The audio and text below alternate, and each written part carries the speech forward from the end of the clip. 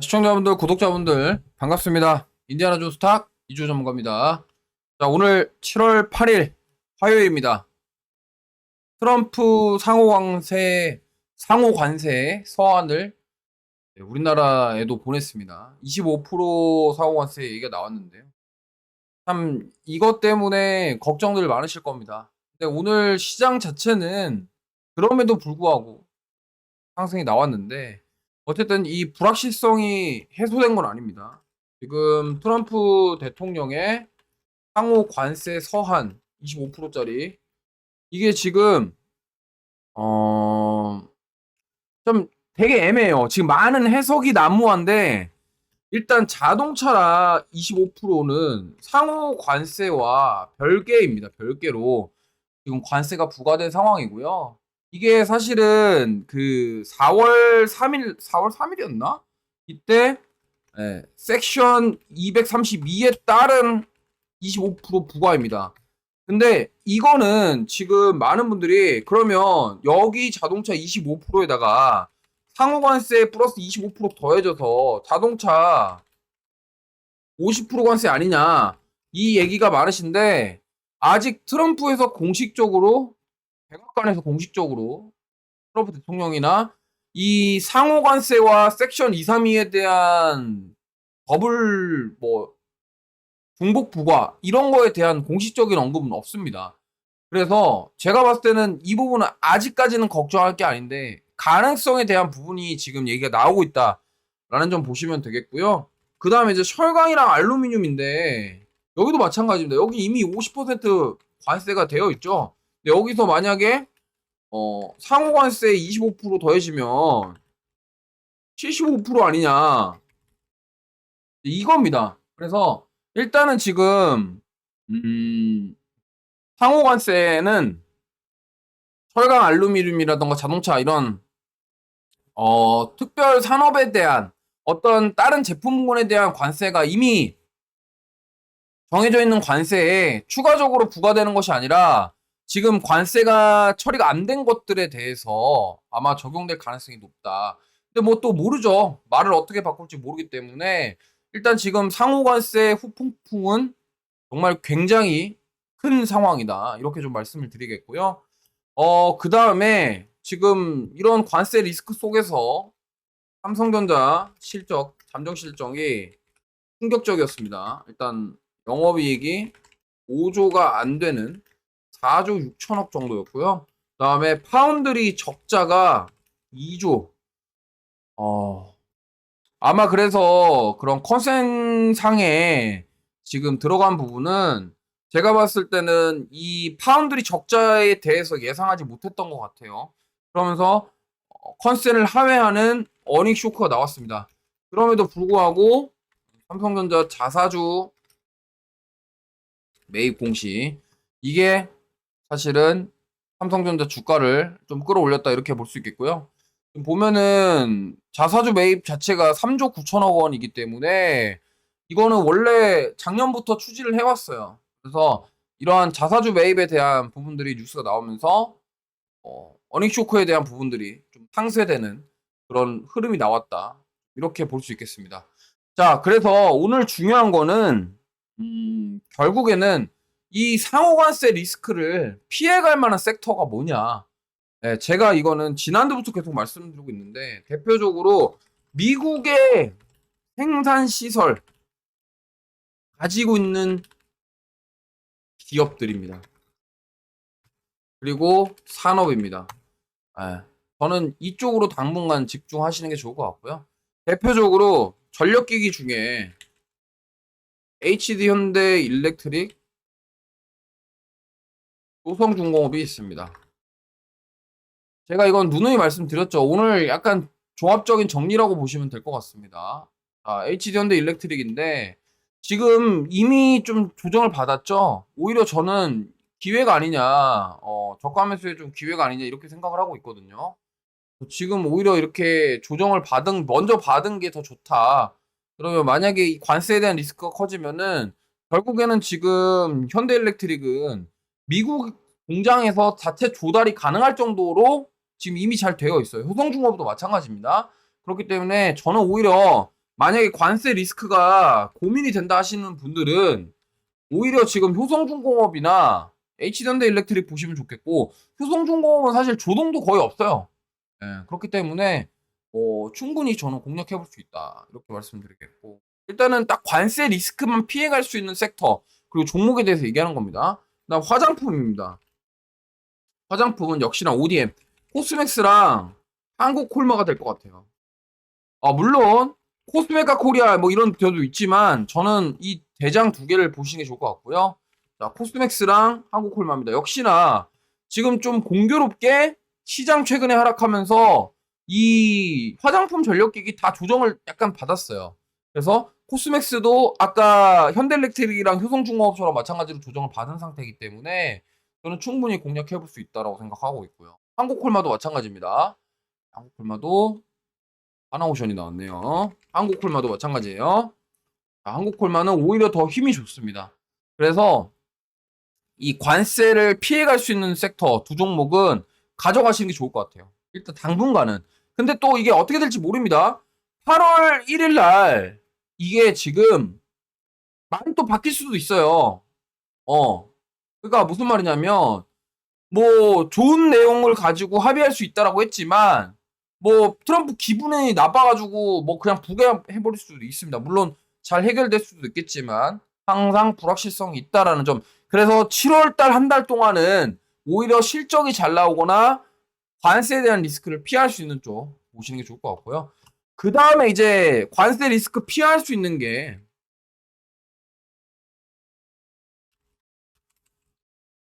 뭐 게임이나 엔터 정도일 것 같아요. 그래서 지금 보실 만한 게, 제가 이것도 얘기했던 종목인데, 통신장비 쪽으로는 RF HRC 하나 있습니다. 참고하시고요. 그 다음에 관세 리스크 피해갈 수 있는 섹터가 게임이랑 엔터거든요. 그래서 이쪽도 대안이 될 수 있습니다. 최근에 NC소프트, 제가 NC소프트 별로 안 좋아하거든요. 근데 NC소프트 주가 흐름이 지금 굉장히 좋아요. 그러니까 뭐냐면, 아니, 기관 투자자들이 어마무시하게 삽니다, 지금. 뭐 이유는 모르겠으나 아마 이 아이온 때문에 아이온 기대감으로 사는 것 같아요. 그래서 만약에 지금 게임주 보신다 그러면 만약에 게임주 보신다 저는 NC소프트 그다음에 뭐 넷마블 그다음에 크래프톤이 요즘에 주춤한데 그래도 크래프톤도 좋은 것 같아요. 그다음에 콘솔 게임 관련된 기업 다 좋습니다. 근데 지금 NC소프트가 유독 힘이 좋아요. 이게 아이온 때문에 그런 것 같아요. 아이온 기대감. 아이온 2에 대한 기대감 때문에 그런 것 같은데 기관이 굉장히 사고 있다. 그러면 아이온 출시하기 전후로 팔고 나온다라는 생각으로 보시면 좋겠죠. 그 다음에 뭐 넷마블 요즘에 좋습니다. 넷마블도. 네, 넷마블도 힘이 좋아요. 그래서 지금 보실 거면 이렇게 관세 리스크 없는 쪽, 네, 이런 쪽으로. 사실 게임에다가 관세를 매길 수가 없는 구조이기 때문에 제한이 될 수 있습니다. 그 다음에 엔터. 엔터는 뭐 워낙 좋으니까 사실 엔터는 다 좋아서 지금 SM도 반등 나오고 있고 그다음에 하이브도 흐름 좋습니다. 하이브 SM이 탑픽. 그럼 게임에서는 저는 NC소프트가 탑픽. 뭐 넷마블도 괜찮아요. 넷마블도 좋다. 네. 뭐 이거는 이제 시청자분들이 고르시면 되니까. 그래서 이렇게 좀 정리를 해봤습니다. 자, 그래서 오늘 공포의 트럼프 상호 관세 25%라는 주제로 지금 관세 리스크를 안 받거나 최소화될 수 있는 섹터들에 대해서 공유를 해드렸는데요. 제가 오늘 마지막으로 종목 하나 말씀드릴게요. 이거는 뭐 사실은 얘네랑 상관없는데 사실 뭐 그런데 그럼에도 불구하고 관세를 피해 갈 수 있는 종목 하나 공개합니다. 자, 뭐냐? 제이스코 홀딩스라는 종목인데요. 일단은 이 기업 같은 경우는 필리핀 니켈 광산 모멘텀이 있습니다. 그리고 어제 뉴스가 나왔는데 중국의 국영 기업인 바오리 그룹의 이제 계열사인 바오리 에너지와 이제 니켈 800만 톤 규모의 공급 본 계약을 체결했습니다. 자, 이게 제가 왜 관세를 피해갈 수 있냐고 말씀드리냐면 니켈 공급을 어디다 한다고요? 중국이요. 중국에다 하기 때문에 미국과 일단 상관없습니다.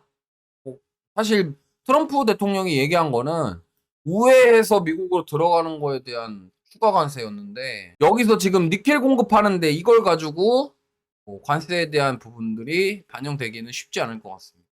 그렇다고 해서 중국이 만든 배터리가 뭐 관세 부과를 맞아도 이 니켈 공급하는 것 자체에 대해서 여기에 뭐 가격을 부과할 것 같지는 않거든요. 이 부분인데 좀 사실은 뭐 이런 얘기들이 많이 있습니다.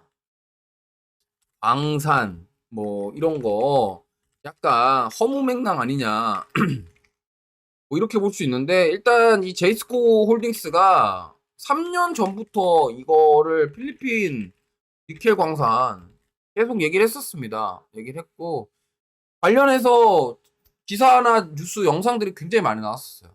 근데 어쨌든 중요한 건 뭐냐면은 지금 이게 중국 그러니까 일반 사기업이면은 모르겠는데 국영 기업입니다. 국영 기업. 국유 기업과 계약을 했다. 저는 이게 좀 의미가 있는 것 같아요. 그렇기 때문에 이거를 저는 그래서 긍정적으로 좀 보고 있거든요. 그리고 사실은 이 제이스콜링스가 이제 그 이런 소식도 있었습니다. 그러니까 보면은 7월 초에 필리핀 니켈 광산 DMPF 신청 이게 있었는데 DMPF가 뭐냐면요. 사실 광산 개발 타당성 보고서입니다. 그러니까 저게 필리핀에서 뭐 타당하다 이런 걸 인증해 주는 건데 이게 신청이 완료가 됐다라는 거는 의미가 있습니다. 그리고 지금 이 바오리 그룹이랑 계약을 했다라는 것도 또 저는 의미가 있다고 봅니다. 그래서 좀 이 부분 때문에 저는 좀 추가 시세를 한번 노려볼 수 있지 않을까 이렇게 생각하고 있고요. 어, 사실은 지금 보시면은 굉장히 오랫동안 횡보를 했어요. 근데 지금 이 2180원 자리에서만 오면은 자꾸 무너집니다. 이때 여기 좀 약간 돌파가 나왔긴 했습니다만 이때도 뚫고 바로 무너졌고 자, 이렇게 보이시죠? 지금 돌파 시도를 하고 있다. 근데 보시면은 이 2180원 자리가 과거에도 지지 자리였고 여기 무너지고 나서 다시 올라오는 자리입니다. 그렇기 때문에 뭐 중요한 어떤 매물대 포인트인 것 같습니다. 근데 만약에 여기가 돌파한다. 그럼 저는 크게 시세가 나올 것 같고요. 어제 사실 저는 거래량 나오면서 좀 돌파 나오길래 이거는 됐다 싶었는데 오늘 이렇게 또 음봉이 나오면서 기회를 줬다라고 생각해요. 왜냐면 오늘 장대 음봉이 좀 기분 나쁜 장대 음봉은 맞거든요. 근데 이게 만약에 거래량이 많이 나오면서 장대 음봉 나왔으면 모르겠는데 그게 아니에요. 거래량이 많이 안 나왔어요. 생각보다 거래량 많이 안 나왔고 일부 차익 매물 정도 아닐까 이렇게 생각을 합니다. 그래서 저는 이 추세만 깨지지 않는다면 충분히 더 볼 수 있을 것 같아요. 어떤 추세? 지금 여기서부터 23년도 4월부터 올라온 이 추세. 자, 지금 보시면요. 잘 보세요. 이때 처음에 이제 니켈 광산 이슈 때문에 급등이 나왔었어요, 한번. 2배 정도 올랐다가 쭉 바빠졌고. 근데 이상하게 저점을 안 깹니다. 보시면은 잘 보세요. 여기, 여기, 여기 저점을 안 깨요. 추세를 지금 이쁘게 만들고 있죠.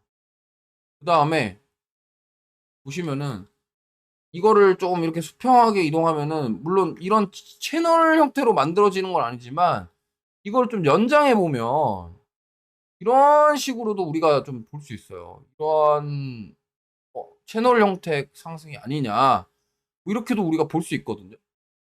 그래서 이렇게 되면은 최소한 여기까지는 한번 노려볼 수 있겠네. 얘를 뚫으면은. 이렇게 좀 접근해 볼 수 있다는 겁니다. 그리고 지금 보면은 이런 식으로 깃발형 패턴이에요. 이렇게 해가지고 상승 깃발형이거든요. 이렇게 응축했다가 올라가는 패턴입니다. 보통 이런 깃발형 패턴이 저점은 높이는데 고점을 안 높이는 경우가 많아요. 근데 이렇게 P자형으로 이런 식으로 깃발형으로 모아놨다가 이렇게 튀어 오르는 경우가 많아요. 보통 상승할 때 이런 느낌으로 상승 깃발형이라고도 많이 합니다. 상승 패턴형이라고도 얘기하고요. 그래서 그런 패턴을 만들어가고 있다는 점에서 저는 기술적으로도 괜찮다. 지금 물론 이 음봉이 사실 불안한 요소긴 합니다. 하지만 사실은 이렇게 시가총액이 1,700억 정도 시총이 낮고 호가창이 얇은 이런 종목군들은 당연히 이렇게 변동성 나올 수 있어요. 근데 저는 오히려 기준만 잡으시면은 대응할 수 있다라고 생각하고 있고요. 일단 목표가는 한 2,500원 정도. 2,400원 이상. 손절가는 1,900원에서 1,850원까지는 보셔도 될 것 같아요. 이렇게 보고 대응을 하는데 비중은 사실 이 종목은 비중을 10% 넘기면 안 됩니다. 네. 그러면 뭐 5% 나눠서 사던가 2%씩 5번 사던가 이런 식으로 대응해야지 절대 비중 크게 하시면 안 되니까. 일단 목표가는 1차 목표가 2,400원. 그다음에 2차 목표가는 3,000원 보고 있습니다. 오늘 그래서 관세 피해갈 수 있는 종목까지 말씀드렸습니다. 자, 영상 보시고 도움이 되셨다면 구독과 좋아요, 알림 설정 부탁드리고요. 저는 지금까지 인디아나 존스타 이주 전문가였습니다. 감사합니다.